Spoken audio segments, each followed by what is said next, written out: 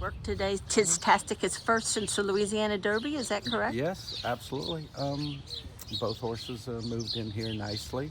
Obviously, all the weather that we've had last week and stuff, it's very nice to have a fast racetrack, let them stretch their legs over a little bit.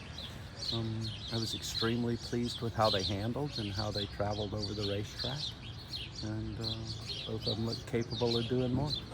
You're a guy that always has a reason for when you do things. So when you have this weather like this, I mean, it seems like that throws an old monkey wrench, or is that just... Honestly, if you're going to get that severe weather, the timing of it, when we moved in here, hopefully we get it out of the way and we just have more normal circumstances from here to the Derby. But honestly, I'm extremely pleased with where we're at today on April 12th, and feel extremely fortunate to have two horses that are doing so well physically right now. A minute and 4/5, that's a... The racetrack was nice and tight this morning, from the recent rains. I thought they went over the racetrack and took them early. The racetrack was really tight, and I thought they handled it really well. Probably will have two more moves for both of them, but like I said, for April 12th, we're in a great spot. You apparently told Steve Vick, because I heard him talking to you about it, that Tiztastic, that was the go into the Louisiana Derby, was your bet of the day, or something similar. Well, does that sound characteristic of you to go on? I've been, obviously with Steve Vick and the show that he does, I have a lot of fun with that, but the horse is getting good at the right time, and just had a lot of confidence in him going into the Louisiana Derby, because he's simply acting faster than he had previous to that, and proved to be true. And you think it was in part the change of venue, that he just likes fairgrounds better than Oaklawn, or just he's getting better, getting faster?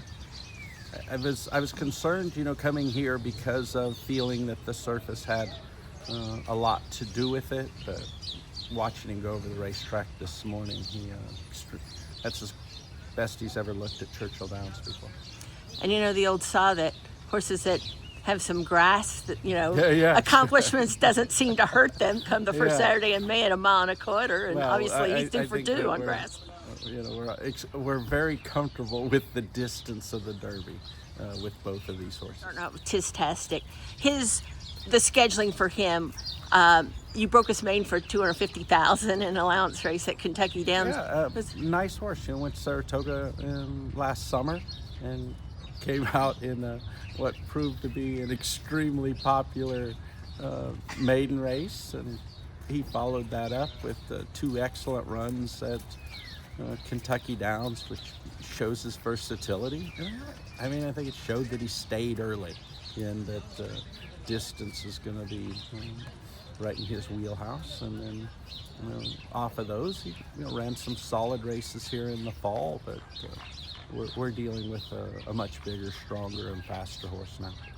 And Publisher, his progression, which he's still eligible for non-winners of one. The fun part about Publishers, maybe both of us can break our maiden in the Derby, but Publisher's been top quality horse and kept company, with the Magnitudes and the Tiztastics his entire life, and I know that his ability level stacks up extremely well against those, and he's still capable of more. The thing about Publisher that it gives you unbelievable confidence is what kind of a horse he is to run.